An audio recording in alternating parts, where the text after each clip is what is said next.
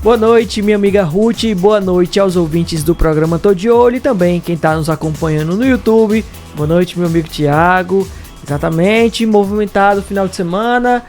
Estão definidas as semifinais do Campeonato Cearense. Vamos ter Ferroviário e Fortaleza e vamos ter Maracanã e Ceará Sporting Clube.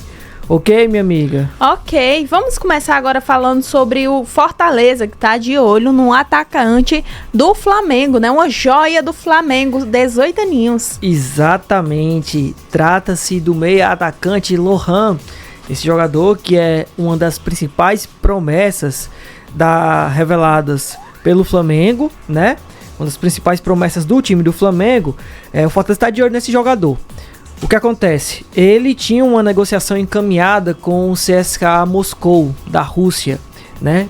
Para vender agora em fevereiro. A proposta era nada mais, nada menos do que de 47,8 milhões de reais. E o que foi que deu errado? Pois é, o Flamengo aceitou a proposta, mas o CSKA não chegou a um acordo com o staff do jogador.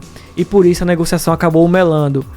E aí, desta forma, o Lohan, que não está sendo utilizado pelo Felipe Luiz no Flamengo, foi colocado no mercado. E o Fortaleza tem interesse na chegada desse jogador. Essa negociação seria por empréstimo, com validade até o final do ano. E o Fortaleza pagando aí o salário integral do jogador e mais 10% da vitrine. Só que o Fortaleza enfrenta a concorrência de dois clubes também da primeira divisão, que é o Mirassol de São Paulo e o Red Bull Bragantino, também de São Paulo. Nesse caso, ele vai para o que der mais, é isso? Não só isso. Na verdade, eu acho que também tem um projeto esportivo do próprio jogador, né? Eu vejo hoje o Fortaleza como o favorito na briga contra essas duas equipes. Por quê? Porque o Fortaleza tem 2 pontos que são importantíssimos para levar melhor sobre os dois clubes paulistas. Primeiro, o Fortaleza vai disputar a Libertadores. Nenhum dos dois vai disputar. E o Mirassol, inclusive, acabou de subir para a primeira divisão. Então é um time que vai brigar contra o rebaixamento na elite nacional. E um outro ponto, Davi Luiz. Davi Luiz foi companheiro do Lohan no Flamengo nas 2 últimas temporadas. E inclusive, né, a especulação aí é que, de bastidor, que o Davi Luiz está conversando com o Lohan para tentar convencer ele a acertar com o time do Fortaleza. Mas ele tem vez e voz nessa escolha, nessa decisão? O Lohan? Sim. Tem. Ou é o time que decide? Não, o Flamengo decide, mas a palavra final, é claro, fica com o jogador, se ele vai aceitar ou não.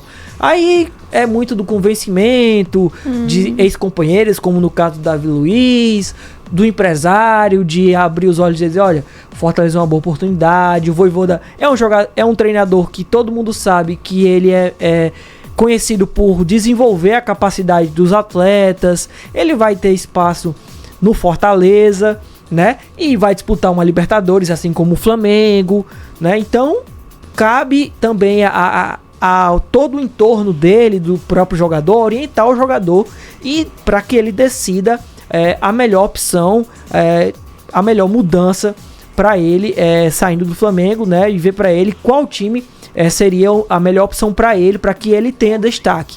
Acredito eu, né? Se eu fosse atleta, falo com toda sinceridade, não só como um esportista cearense, mas também como se eu fosse na cabeça do atleta, se eu estivesse no lugar do Lohan, eu aceitaria a proposta do Fortaleza, porque é muito melhor você ter oportunidade no Fortaleza, que vai disputar Libertadores, que tem um Vojvoda ali para trabalhar com ele, que é um baita de um treinador, tem um Davi Luiz para orientar, que é um ex-companheiro, um jogador gabaritadíssimo, de ex-seleção brasileira, que disputou a Copa do Mundo, ganhou a Champions League por grandes equipes, do que ficar no Flamengo sem ser utilizado no time do Flamengo, porque aí se o jogador não está em campo, logo a capacidade dele não é mostrada para os outros clubes e a carreira dele acaba indo por um caminho que não é muito agradável, porque se não tem... Ficando escondido, né? Exatamente, fica escondido, não tem nenhum clube interessado e aí o jogador acaba caindo no ostracismo, né, minha amiga? Vamos mudar de assunto. Temos novidades sobre a SAF do Ferroviário. Conta pra gente. Exatamente. O Ferroviário que vai voltar amanhã a venda da SAF, de 90% da SAF do clube, né, para a empresa a Max, né?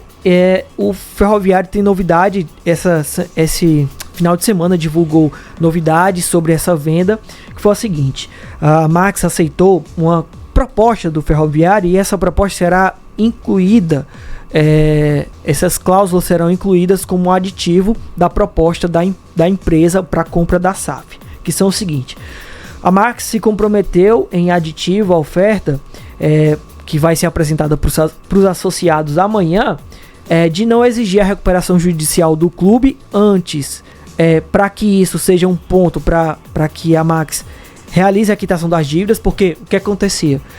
A empresa estava exigindo que o Ferroviário quitasse judicialmente, né? Limpasse o nome judicialmente do clube para quitar as dívidas do Ferroviário. Então isso já foi descartado, não vai ter mais essa exigência.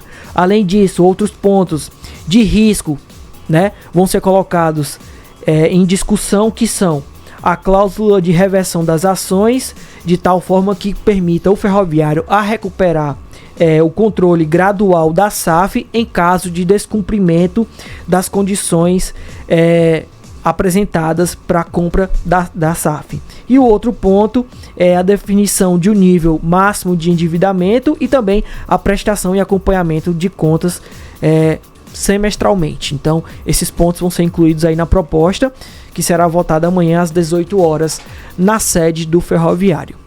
Certo, agora vamos mudar novamente de assunto, porque a Federação Cearense de Futebol divulgou as datas e horários e também os locais das semifinais do Cearense Série A. Exatamente, a Federação Cearense de Futebol, ela divulgou as datas, horários e todos os detalhes das semifinais, né? Como eu disse, as semifinais que vão ser entre Ferroviário, Fortaleza e Maracanã e Ceará, e a princípio as semifinais vão acontecer da seguinte forma: nesse final de semana agora vamos ter Ferroviário e Fortaleza no sábado às 4h30 no PV, e vamos ter Maracanã e Ceará no domingo às 5 horas também no PV.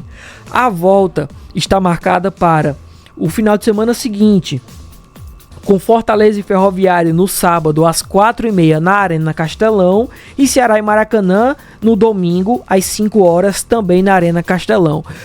O ponto é que ainda vai ter essa discussão, é que o Maracanã está tentando mudar a primeira partida desse final de semana, que está marcada a princípio para o PV, está tentando mudar para a Arena Castelão por conta do público, né?